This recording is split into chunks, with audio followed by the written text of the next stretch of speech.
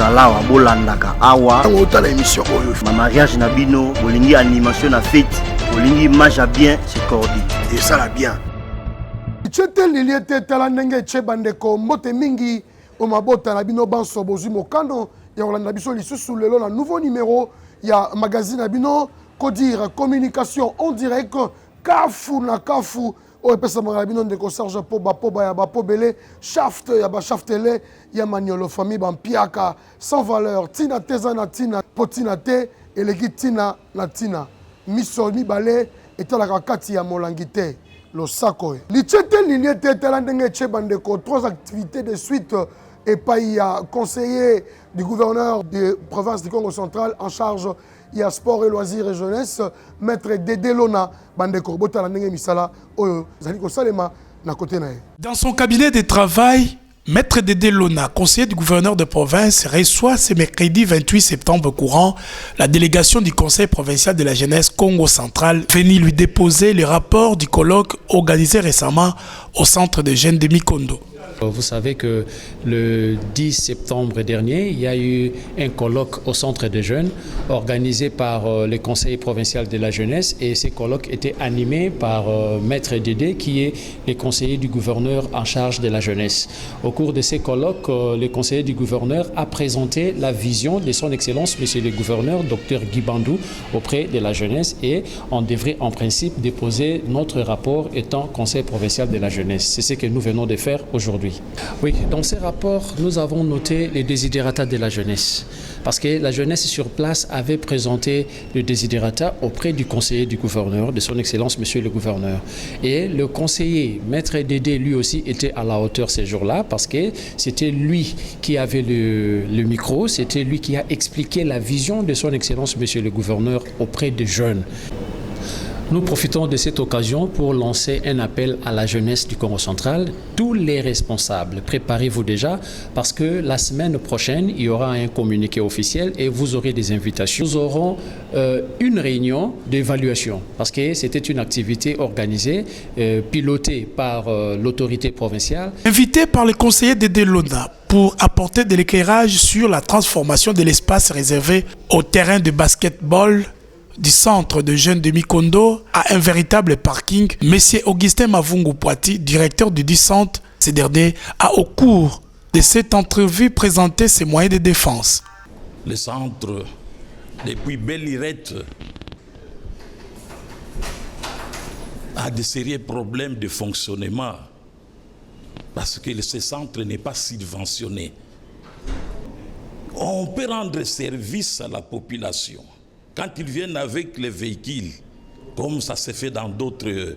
C'est en prévision de l'organisation très prochaine à Kinshasa, la capitale, d'un tournoi national de judo en vue de la mise en place d'une sélection de léopards judo qu'il est organisé à Matadi depuis le vendredi 23 septembre, une compétition de présélection des candidats judokas capables de représenter le Congo central à ce tournoi national. C'est dans cette optique que Maître Dédé Lona, conseiller du gouverneur en charge de la jeunesse, sport et loisirs, a effectué cette descente à l'espace Chaudron d'Enfer dans la commune de Matadi pour se rendre compte du déroulement de ces combats de présélection. Sur place, les judokas de Matadi sont à pied d'œuvre sous l'œil vigilant du président provincial de la Ligue des judo du Congo central. Peu avant de quitter l'espace Chaudron d'Enfer, le conseiller du gouverneur en charge de la jeunesse, sport et loisirs, Dédé Lona, a rassuré les athlètes de l'accompagnement du gouvernement provincial que dirige Dr Guy Bandou Ndungidi qui fait des sports un véritable symbole d'unité et de cohésion. Aux petites heures du matin de ce mercredi 28 septembre, Maître Dédé Lona, conseiller du gouverneur des provinces en charge de la jeunesse, sport et loisirs, s'est rendu au centre de jeunes à Mikondo où depuis un certain moment règne une crise morale des citoyens, particulièrement celle d'un groupe de gens qui se sont donné le luxe de transformer cet espace réservé au terrain de basketball en un véritable parking. Ici, plus de 200 motos et une cinquantaine de voitures sont garées chaque jour sur cet espace. 2000 francs congolais par voiture et 1000 francs congolais pour une moto garée sur cet espace construit en faveur de la jeunesse. Une triste réalité. bafumba tala beto mambo atatera basket bavusa po bametu baka centre de jeunes mais centre de jeunes ngo beto intera ya jeunesse awa ya keleva po de mona ka ba moto ka mekuma lundimina awa. Ce cadre ici qui a été placé pour nous les jeunes mais qui aujourd'hui ne sait plus faire ce que l'image à laquelle a été construite ce centre. Nous avons besoin que ces cadres ici, le matin, l'après-midi, le soir, soient toujours réservés pour nous les sportifs.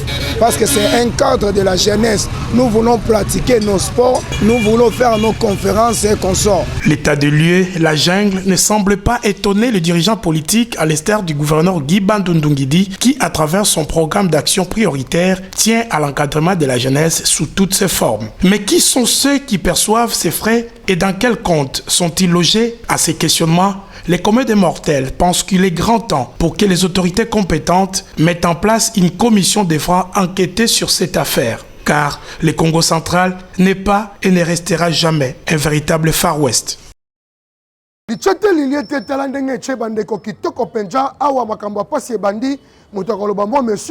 Adjalite, Alliance des Congolais progressistes ACP en sigle, Nakatia Congo central, Makala Matikala, Putulu et Mata. Tolanda. ACP Bolimo. ACP Bomoko. ACP Examino Makambo Senga Mutute Alobamwa monsieur. Un seul rendez-vous à ne pas manquer. Président Padim Petit, Ilonga, Azoyamba autorité morale, Gentini Mobila Maka, à la Matadi. Vendredi 30 septembre, na pose autoyamba autorité morale, il y a ACP Gentini Mobila Mbaka. 1er octobre, Bana Matadi, Bana Kasangulu, Bana Kimpese, Bana Manzangu. Bana ya bipai na kati ya province ya Congo central biso nyonso na kati ya terrain d'Ama ilumba tano beto nyonso toke kwenda na mposo sema kuzingira autorité morale ya ACP mwana mboka Jatini Ngobila Mbaka akisaka mwelo di bino nyonso boya ko vivre ndenge nini Matadi ko vivre tokutana tokwenda kuna na mposo tona kutana autorité morale Jatini Ngobila bosi kilumba sabala melomba na Matadi ya mvima evona bana Kasangulu Kimpese beto nyonso ngana batsaka ya Damar bana ACP ya baselili nyonso ndadu mikondo zanza Damar qui en to sangana to ya ma président bino momoni femme d'aujourd'hui toujours très forte ACP viva Tumelomba na bana Matadi ni surtout ba sportif beaucoup ça beno ba tunyoso yapo parti politique abeteke ya progrès c'est-à-dire betela baka mutu aikela iti beteke mutu seyani ACP viva femme d'aujourd'hui oye oye femme d'aujourd'hui oye oye femme d'aujourd'hui oye oye motepela mokezana maboko fachi beton mobila mwela.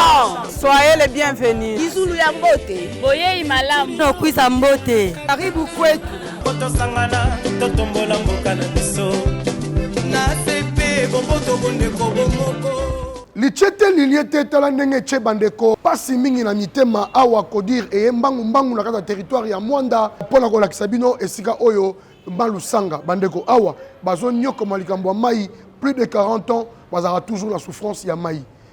Reportage ya Patrick Siala na commentaire ya Beni Lelo Tolanda. Litiete liliete tala ndenge tie bandeko mai ezo bimana tio oyo yangonde ezo servi population ya village Malusanga na secteur ya Bomabungu territoire ya Mwanda na province ya Congo central. Koto yo lisolo ya pompe bayebi yangote po ba mona na lukutu régie des eaux pe bayebi utilité na ngote mai oyo yango kaka bamelaka kosukola kolambela pe kosalela misala nyonso oyo boyebi basalelaka mai tio oyo basalango pona canalisation ya mai eza na se ya libanga penja na saison de pluie bamelaka mai ya couleur jaune etonda na ba infection awa mbula elingi ebanda balancer déjà SOS na bango epai ya ba autorité na micro ya kodir bino batu ya bonne foi bosunga population ya village Malusanga pona bino ba autorité provinciaux boyeba ete bavoi na bango pe e kontaka biso na kodir tolobi mbudu. Lichete liliete tala ndenge che bandeko maire de la ville de Matadi maître Pati Nzuzi wa Makengedi ako beta liko finamesa alobi misala nyoso ezali ko salema na tango o ya zali lisekite outaki na ex nouvelle avenue oyo koma bongo avenue Pati Nzuzi toke bongo na kasu bilembo ya minene awa siko tozala nord nzela igeno botala binomo lichete liliete tala ndenge cheki toko penja bandeko bolingo bala matadi esengeli bosepela na ndenge batiela bino maire de la ville ya kitoko pe malonga na kati ya Matadi po monsieur le maire de la ville de Matadi maître Pati Nzuzi wa Makengedi azali kosala misala ya malamu pe makasi na kati ya ville de Matadi lokola awa na nord Bruxelles kolongwa na rond-point stade po omata na Belvedere sur avenue Palabala bandeko nzela oyo ebeba utakala kasi monsieur le maire de Matadi maître Pati Nzuzi wa Makengedi abeti likofi na mesa alobi il faut nzela oyo ezonga kitoko penja ba travaux ezali kotambola na lolenge ya kitoko mingi penja kutu ba isajo ya nzela yango bazangaki maloba te na micro ya Kodir mingi vraiment te po esengo za makasi mboka oyo ya biso tozomona nzela ezalaki vraiment mabulu ba surtout place oyo nga na se a ba arside sala mapamba pamba mais na ngolo nzambe Pati Nzuzi ebongisa biso nzela mituke koleka malamu Pati nzela ekosila likolo déjà mama bien kozala na nzela o maire de la ville na biso ya Matadi aye kosala mwa miracle moko na bonne volonté na bonne foi na ye aye kosala biso nzela wana alors na biso population tosenga ye longoni ya mingi a continuer surtout net na ba route secondaire mususu oyo fo esalema ba route ceinture oyo ekota lokola Belvedere ti kobima na pompozo et pomme kokele ti libongo ekozala bien même son excellence monsieur le gouverneur Gibando Ndungini soki akozala na volonté ya développer Matadi ekozala bien asala pe banzela wana esengeli toyeba ete nzela oyo soki ebongi nyonso ekofacilite circulation normale pour la mituka oyo emataka na Belvedere to pe oyo bauti Belvedere kokita kati ya centre-ville. En tout cas, tata maire de la ville de Matadi, maître Pati Nzuzi wa Makengedi bana commune Mvuzi batondi yo matondo mingi pe bazali kosenga na chef de l'État Félix Antoine Tshisekedi Tshilombo atikela bango yo po osala misala oyo osala développement ya ville ya Matadi. Mbrudu lichete liliete tala ndenge che bandeko masolo mabeta makina ndenge ebele ete na kati ya territoire ya Mbanzangungu na secteur ya Ntimasi to Ngombe Matadi balobi ete ba infiltré rwandais bazakuna kasi Kodir communication en direct Kafu na Kafu oya bino ndeko Serge Poba to komaki ti kuna na équipe mobimba pour la koyeba ete nini mazali koleka kuna pe biso to kumbela bino kama masolo bino mo botala ndenge nini population ya ngambo epai boye bazali ko vivre pe boye babino moko soki eza ya solo to pe eza ya lokuta tolanda lichete liliete tala ndenge che bandeko bino balandi ya Kodir communication en direct Kafu na Kafu lelo Kodir na kati ya Gombe Matadi to pe na poso to ba pe bango ba vivra ndenge nini et puis ba trafic eza ndenge nini ba kamonga le ndenge nini to kuta pe na ba mama oyo bazoko tombola pe to ba pe bango awala Gombe Matadi ba vivra lolenge kani. Oh, mbote na biso. Voilà, tokuta na ba maman. Maman bonsoir. Oh maman, ni façon. Mbote maman. Mbote. Comment on nani? Comment na ngama Julie? Ovanda wapi awa? Na Gomatadi. Na Gomatadi awa ndenge ni est-ce que vie za ngo bien? Est-ce que besoin de sécurité? Est-ce que bozo sala bino calmement? Betela biso na lisolo na bino awa. Bo vendre. Kitoko. Makamoso kitoko. Kitoko makambu nyonso. Sikobo uti wapi? Na uti Zamba. Zamba wana bokenda nini bokenda kosala nini bato basala na biso na monde entier ba découvrir nanu makambu le Canada Gombe Matadi. Na Zamba to kende kosala bilanga manioko to buki pondu manioko kolia fufu to tie fufu ya kolia bakwanga ya koteka nyonso eza bien na Zamba. Mais est-ce que awa besoin de sécurité? Toza na sécurité ya bien. Mobulo eza te okuluna ba nini bazo. Biloko wana eza te biso awa. Est-ce que bino pe ape bozo mona bilongi ya Rwanda ya. Eza te. Est-ce que to moni ke bazo sala mo ba pont malembe et sala bino ndenge ni bino bato bofanda na Gombe Matadi. Ezo sala biso bien. Petro to muni ko to basole ba Rwanda ko kize kwa miko ngatu kwa nkaka me mumono kwa mija wide to kwa minsango ke basole ba Rwanda ba kuiza ko. Toza bien. Bon, na toyoki te. Na moni ba on te toza calme. Maluku nduko moni kize ya mimoko. Kidio mwini dio fetita kya mwini tu kwa Rwanda beto kumfinda tukwena ne bakululana ko ba Rwanda ka to ba mwini tu kuto. Ka to ba mona ko ngele munsuka nganski di sala kwa mi mono peki moni dia mu ntombo kele ngele yo bila ntombo kele. Betuke mona ba Rwanda ave. Betuke kuende betu musina na mfine betu na sala betuke mona ba Rwanda ve. Yake ya luvunu betuke mona ba ofi. Bonsoir. Bonsoir. Comment on est? On a Gaïs. Gaïs, bon, yo tu as de la bakoni na obwe. Na uti za na to sulango na kelanda. Bino pepe bokota la zamba bino bana mkebo. To kota zamba to sala fu, to sala to kota kon, to sala ganyos. Sikoyo bino awa a part likambo ya mai. Oyo za pasi awa. Nini zo za pasi awa? Biloko mati kuna kato mi komi 50,000. Donc biloko mati cher trop. Senga na mokonzi ba kitsa biloko po mutu tu azala à l'aise asomba biloko oyo yalingi. Bongo. Eza bongo. Ba difficulté ni boza nango et puis eloko ni zo déranger bino. Eloko zo déranger sono nzela na makamba mai. Biloko vie cher, makamba tout biloko tout cher. Est-ce que awa bozala ba tracasserie ba soldaté qui ba côté batnandaku ba sali boye to ba kuluna to ba bandi bazara te? Ezala raté. Est-ce que awa pe bo mona pe biloni mo boye que neti mo ra neti ka l'air mo neti ka mo rwandais to neti ka l'air mo zambien est-ce que biloni pe ezali? Ezala rapenda te. Awa ezate. Ezate. Et nous on le balanda docteur Gibando azolanda aussi. Nazana na enseignant to futa makama be, biso ba enseignant to futa makama be, amekana kotala eloko wana. Mais au début que bozoki ba prime il y a ba gratuité il gouverneur a pesa ki mikolo mitkoleka. Est-ce que bilo pe la communauté pe bozoki? To zoki. Alors mais remercier non na likambo na la salle parce que ba gouverneur bele baleka awa. Ba sala yango te meyev mal obi bon. Attends mon mukie mais na accompagner quand même ba enseignant. Remercier non musima oto na na côté na kuta ntuka na remercier mo konzi na ndenge gouverneur na ndenge apesi kanisi pona biso ba enseignant.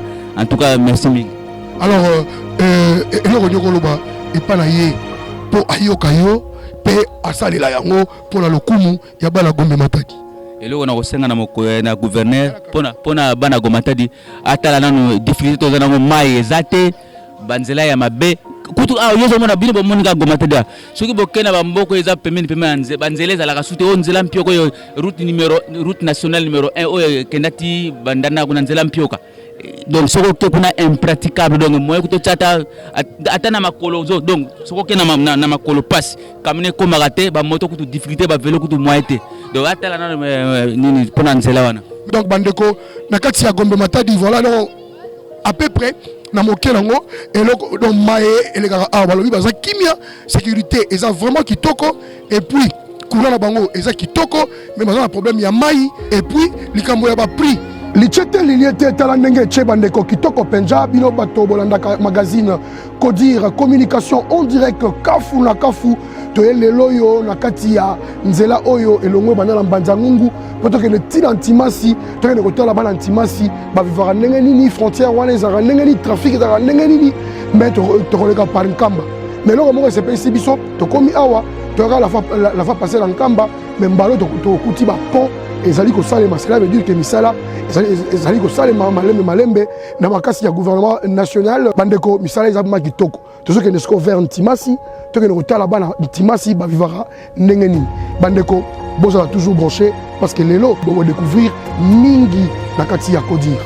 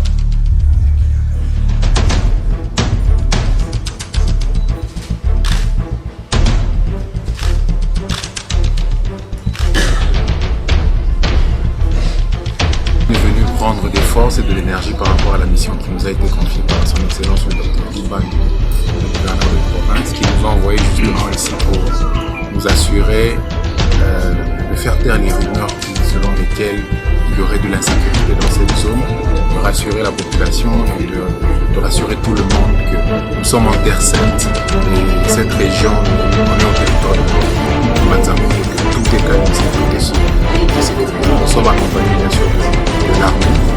Nous avons rencontré le colonel Banzi, le commandant de l'état-major au niveau de Mbonge Matadi. Et grâce à eux, grâce à la bénédiction de l'église kimandiste, nous allons pouvoir continuer notre mission pour vraiment s'assurer que la sécurité dans tout ce territoire, ici jusqu'à Ntimasi.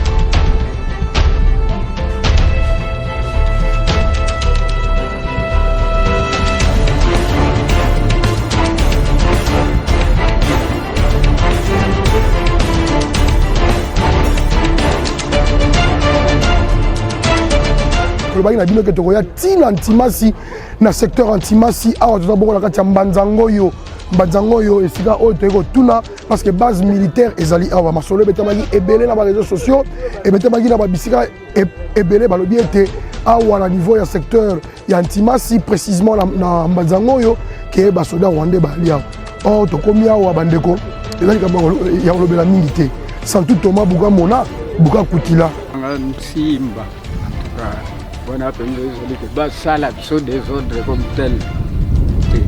Le celui des ordres loba au salia il kambu bakani bisika mibeko ezali ba oyo bazo boya mibeko bamona konga trakaseri awa trakaseri ezali te toza à l'aise na katamboka na biso na armée toza kana basoda balataka armée nationale donc ceux qui mupaya voilà ta tenir mususu mais awa bapaya basoda na biso national ya FARDC congolais oya biso moko bangonde bazalia eloko malamu nga na sepela ya liboso banda batiela biso FARDC kimia ekota puisqu'avant FARDC nazalaki victime babuka ngai maison bakota bayiba nyonso mais banda FARDC ya jusqu'à présent même ata obiminete boye tozokende inauguration ya école na Sanga mais okotika ndako eza na kimia po tout le temps basoda baso circuler donc vraiment kimia ezali loko wana vraiment ngana na monanga ngote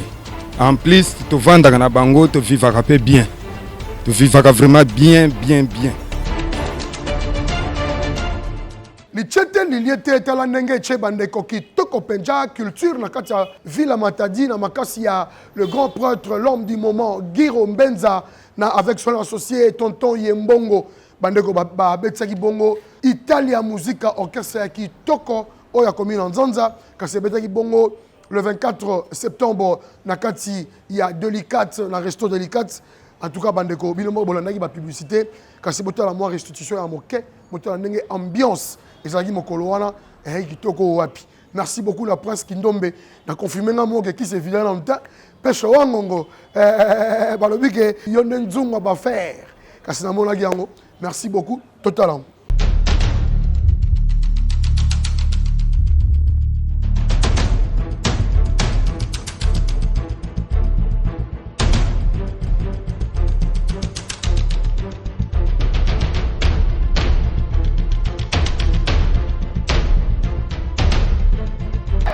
Girombenza azaliawa tonton Yembongo Maboko Banke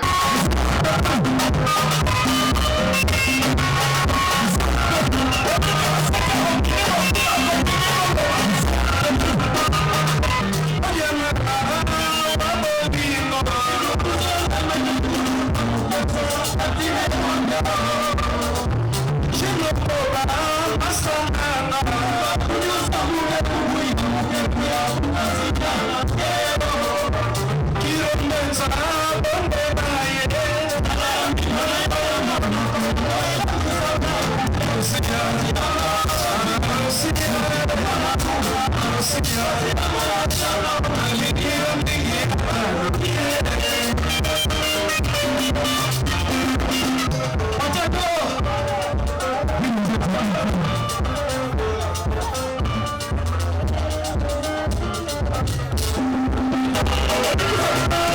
lichete liliete tala ndenge che bandeko kitoko penja éducation awa total bongo esika nini to ko komisa ba élève to ba na biso amike na école nini eza bongo na école Mayela ezo mi bongo na EPOM na commune de Nzanza zinga ya Belvedere kasi pona ba université to ba institut supérieur to comme ça bongo ba na biso na ISTE bino moko bolanda kitoko wapi. Matadiennes et Matadiens, pour la formation de vos enfants, une seule adresse. C'est l'école Mayela. L'école Mayela, située sur l'avenue Koukiele numéro 8, au quartier d'Ibouansakala, dans la commune de Nzanza. L'école Mayela, un cadre idéal pour la formation de vos enfants, avec des enseignants qualifiés. Cet établissement privé, chapeauté par M. le directeur Jean-Jacques Panzou Dimbumba. Au jour d'aujourd'hui, je suis la première école dans la commune de Nzanza, l'école privée qui cartonne. Et comment j'ai gagné confiance, c'est parce que mon école et mes enseignants assurent aux parents une vraie éducation. Donc c'est une école bilingue, nous enseignons en anglais, même les enfants qui sont au niveau de maternelle.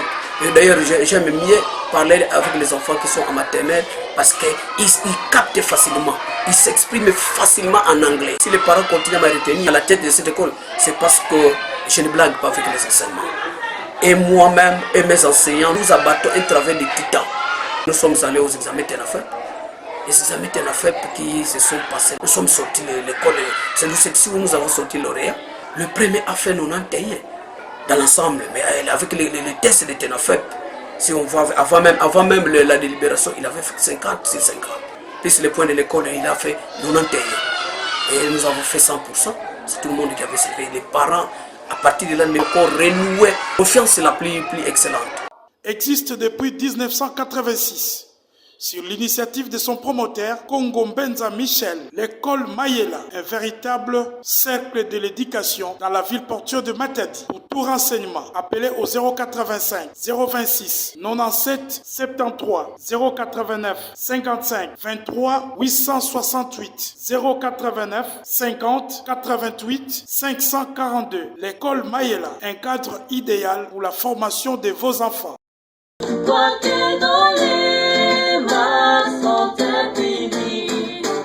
Matadiens et Matadiennes, habitants de la ville portuaire de Matadi, voulez-vous devenir un entrepreneur qualifié? Voici l'adresse: Institut supérieur de technique et entrepreneuriat, ISTE en sigle. Avec le nouveau système de LMD, ISTE met à votre disposition les domaines ci-après: sciences de santé avec comme option hospitalière, sage-femme, technique de laboratoire, gestion hospitalière, enseignement et administration en soins infirmières, nutrition santé, santé communautaire, imagerie médicale, anesthésie et réanimation, kinésithérapie, sciences de gestion avec comme option management des projets, entrepreneuriat, gestion informatique, gestion des ressources humaines, gestion financière, gestion douanière, marketing, comptabilité, sciences des techniques vétérinaires avec comme option production et santé animale, sciences vétérinaires, sciences alimentaires et nutrition animale, sciences agronomiques et environnement avec comme option phytotechnie, génie rural, sol et eau, zootechnie, environnement et assainissement, développement rural, sciences des techniques appliquées avec comme option électromécanique, électricité industrielle, électronique. ISTE offre à ses étudiants un enseignement de qualité avec un personnel qualifié. Venez vous inscrire à l'Institut supérieur de technique et entrepreneuriat situé dans l'enceinte de l'Institut IKEA en diagonale de l'église néo-apostolique, référence rond-point Kianvou pour les dévacations. Signalons que ISTE a des auditoires à Kenge dans l'enceinte de l'Institut EPD Vuvuketo sur la route nationale numéro 1. Hâtez-vous car les places sont limitées. Pour tout contact, appelez plus 243 89 612 69 54 89 862 97 33 84 740 25 84. ISTE, leader en entrepreneuriat. Lichete liliete talandenge che bandeko. Merci mingi na bino banso bozaki tango ya Rolanda biso na nouveau numéro ya Codir communication. On dirait que tu peux ça malabino de Serge Poba ya ba pobele shafte ya ba shafte le ya maniolo famille ban piaka sans valeur tina tezana tina potina tele tina na tina. Merci mingi na bino banso parce que bolingara magazine na bino oyo to pesi nos condoléances le plus attristé la famille Kossi au bah tu peux perdre bon le vieux Texas et pour la ligne na famille Fouti to famille ICA to tu bon perdre papa Fouti Bwekono Tika Nzambe que leurs âmes reposent en paix. D'ici là portez-vous bien, on se retrouve très prochainement pour un nouveau numéro de Codir communication en direct Kafu na Kafu. Lawa bolandaka awa la émission ma mariage na bino bolingi animation na fête bolingi image à bien c'est cordi et ça la bien.